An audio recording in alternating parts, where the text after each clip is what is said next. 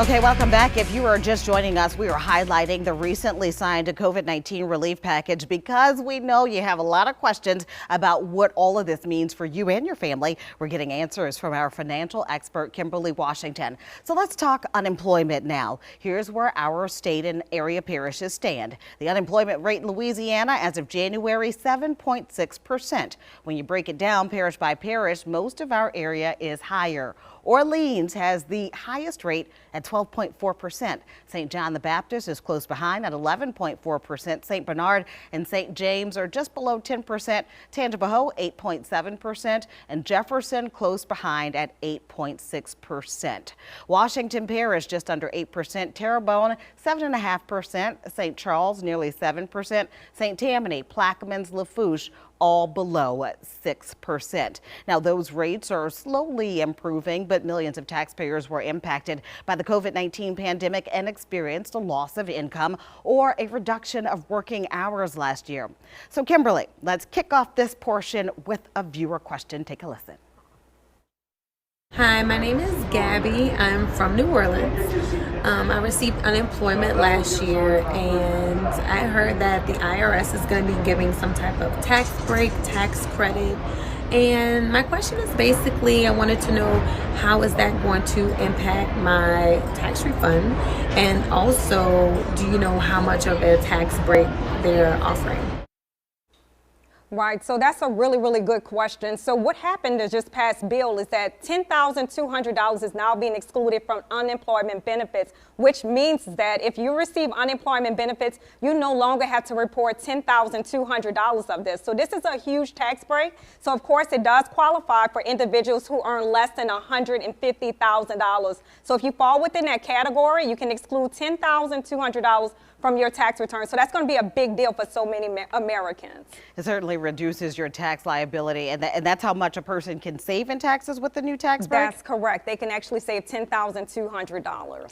Okay, well, the recent stimulus bill extended the unemployment benefits, and so what we want to know is how does this bill impact those who are still seeking work? Explain how that tax break, how it exactly works. So with this, the bill actually extends it. So what we have right now is that individuals can expect to receive an additional $300 each week all the way till September 6th. So the bill, prior to the bill passing, it actually was going to expire in March. So this is big relief for so many people. But the biggest thing with this, if you are someone who is self-employed, a freelancer, do not forget that you may qualify for unemployment too as well. So make sure that you do qualify, or make sure that you reach out rather to the state. So many tax rules and regulations and forms to fill out. Here's a question. How can a person receive their Form 1099-G reporting their unemployment benefits? Right, so if you have yet to receive your Form 1099-G, you definitely want to contact the state. It's going to provide your total unemployment benefits. And again, if you fall underneath the threshold, the income threshold of $150,000,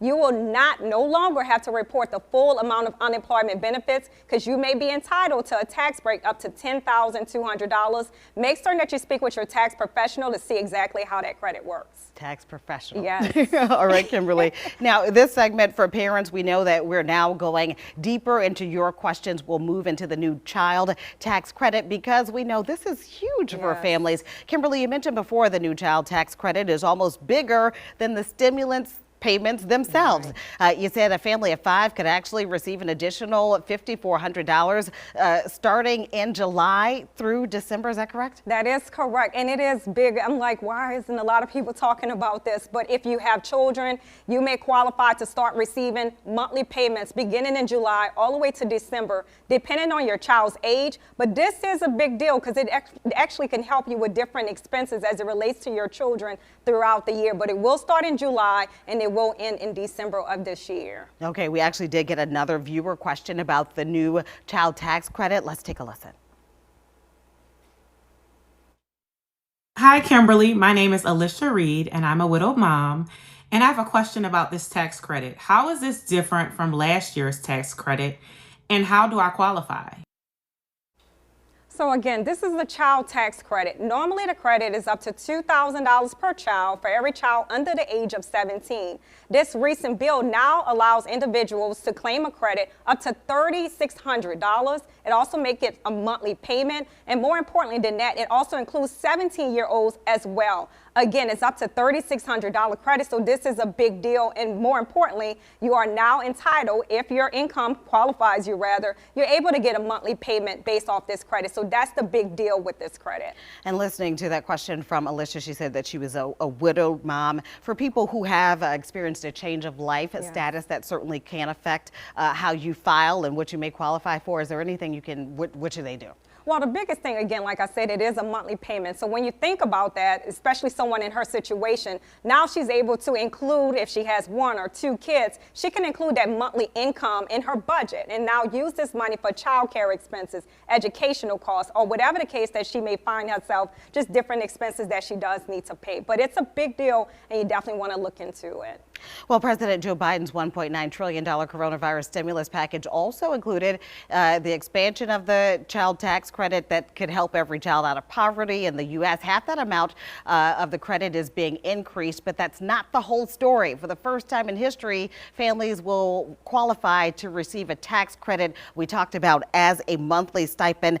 This is just a huge change from what we are used to. Right. It is a huge change because instead of waiting until April 15th for their payment, now you can actually receive the payment again as a monthly payment. And how it works is based off of your children's age. So again, if you have a child under the age of 6, the child would actually qualify for a credit of $3,600. If you have a child from ages 6 to 17, the child would actually qualify for $3,000. But again, it starts in July to December. So it just means that you get a half years of credit starting in July, and then you'll be able to receive the rest of the credit when you file your tax return next year. Okay, we talked about numbers and how much each family will qualify. We mentioned this earlier just about which tax years will be used, but walk us through again, which years is the IRS looking at for this credit? So that's very, very important. So if you're thinking about, hey, I may qualify for this child tax credit, maybe I haven't filed my tax returns just yet, but what you would need to do is make certain that around July, when they start processing these payments, you want to make certain that your 2019 or your 2020 tax return is on file, because that's what the IRS will use to determine whether or not you qualify.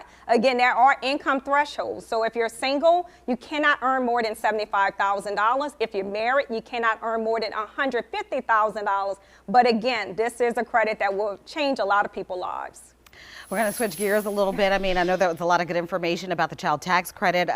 We got a lot of questions about that. We also got lots of questions about health care for those who lost their jobs. Some are offered COBRA insurance to cover costs after their employment ends. Can you explain how that works and what changes happen there under this bill? So under this bill, and this is a big deal for so many people, if you're someone who lost your job and now you're responsible for COBRA payments, which can be very, very expensive, this bill would actually pay your COBRA payments from April 1st to September 30th. So you want to talk to your administration of your COBRA account or your insurance company to determine what steps you need to take in order to make certain you qualify for these payments. But this is going to also help out so many different families.